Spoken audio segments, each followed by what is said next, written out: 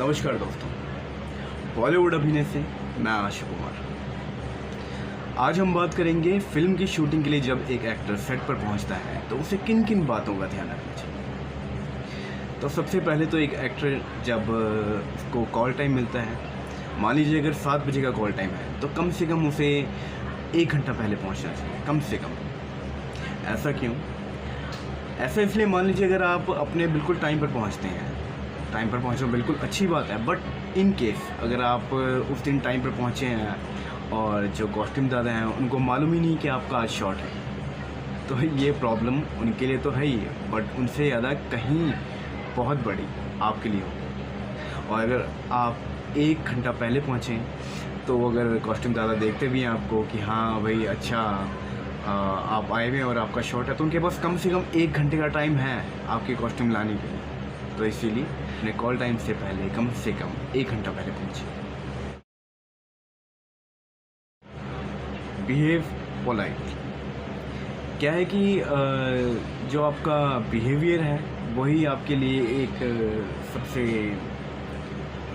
Plus point होती है चीज़, क्योंकि जैसा आप सबके साथ बिहेव करेंगे और जितने भी वहाँ पे क्रू मेंबर हैं जैसे जैसे आप सबके साथ बिहेव करते हैं तो वैसे ही वो उस चीज़ को कैरी फॉरवर्ड करते हैं, यानी कि वो अपने आगे लोगों को बताते हैं कि हाँ वो जो फलाना एक्टर है उसका बिहेवियर बहुत अच्छा, बहुत पोलाइट है, वो कभी भी मतलब किसी से गुस्सा होकर बात नहीं करता। तो इसीलिए behave polite with everyone. Patience. एक एक्टर के लिए पेशेंस बहुत ही ज़्यादा ज़रूरी है, क्योंकि क्या होता है कि एक एक्टर को कई बार डायरेक्टर को जो चीज़ चाहिए होती है वो 1 टेक में नहीं मिलती, वो 2 टेक में नहीं मिलती, वो 4 टेक में नहीं मिलती। बेशक आपके हिसाब से आप बहुत अच्छा कर रहे हैं, बट जैसे कि ये डायरेक्टर्स मीडियम है, तो जो डायरेक्टर को चाहिए वो अभी तक उसे नहीं मिला, तो वो 8 टेक भी हो सकते हैं, 10 टेक भी हो सकते हैं, 12 टेक भी हो सकते हैं। तो एक एक्टर में पेशेंस होने बहुत ही ज़्यादा ज़रूरी है, तभी आप इस फील्ड में लंबा टिक पाएंगे। रिहर्सल। एक एक्टर के लिए सेट पर पहुंचकर ये बहुत ही ज़्यादा ज़रूरी है कि बजाय वो लोगों से यहाँ वहाँ की बातें करें कि हाँ कल क्या हुआ था, कल पार्टी में कौन कौन आया था, या कल के मैच में क्या हुआ था, है ना,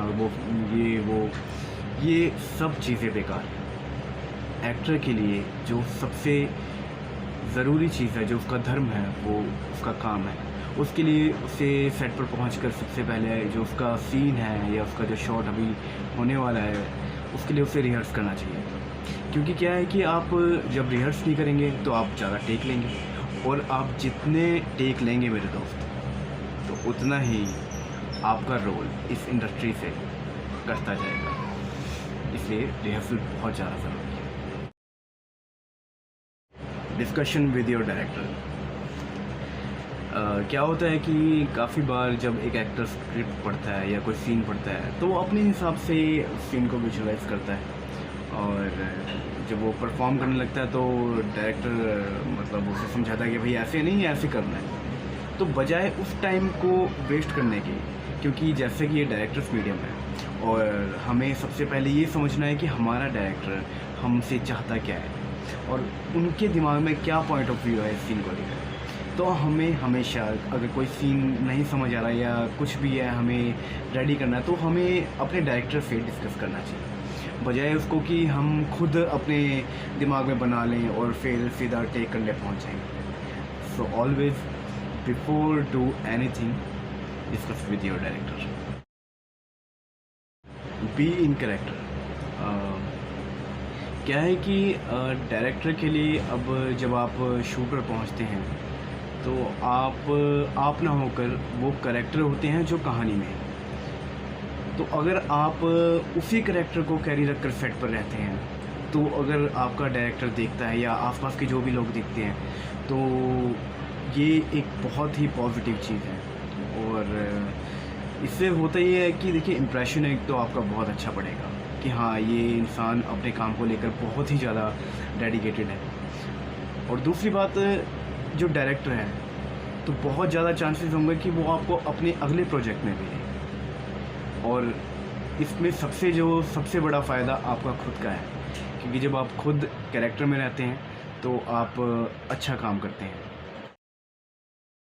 टेक्निकल नॉलेज, देखिए एज एन एक्टर आपको टेक्निकल नॉलेज भी होनी चाहिए। मान लीजिए एज एन एक्टर मैं सेट पर हूँ और जो अगला सीन है वो मेरा है, मैं उसकी रिहर्स कर रहा हूँ और रिहर्स करते करते मैं क्या देख रहा हूँ कि जो लाइटिंग लग रही है और जो कैमरे पे लेंस लगा हुआ है तो वो क्लोज़अप शॉट के लिए है और मैं फटाफट से अपने मेकअप दादा के पास जाता हूँ और उन्हें बोलता हूँ कि भाई मेरा एक बार टचअप कर लीजिए।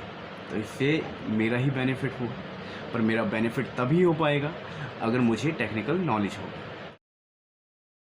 अवॉइड वैनिटी वैन, देखिए थोड़ा सुनने में अजीब लगता है बट क्या है कि जब आप इस इंडस्ट्री में शुरुआती दिनों में आते हैं तो आपको इस सुख सुविधा से थोड़ा पीछे ही रहना चाहिए, क्योंकि बहुत सारे एक्टर जो नए आते हैं वो क्या करते हैं, उनका शॉट ख़त्म होता है, वो फट से जाके अपनी वैनिटी वैन में जाके आराम करते हैं। बजाय इसके आपने क्या करना है, आपने ये करना है कि आपका शॉट ख़त्म हुआ और अब आपके को एक्टर जब एक्ट करने वाले हैं आपने उन्हें देखना है, क्योंकि मान लीजिए आप तो नए हैं, क्या पता जो आपके को एक्टर हैं वो कितने दिग्गज हैं, है ना, इस फील्ड में, तो आपको उन्हें ज़रूर देखना चाहिए कि वो कैसे एक्ट करते हैं, कैसे परफॉर्म करते हैं। ये आपके ही ग्रोथ के काम आएगा, आप में इम्प्रूवमेंट लाएगा एज एन एक्टर। तो यही कुछ चीज़ें हैं जिनका आपको एज एन एक्टर सेट पर ध्यान रखना चाहिए।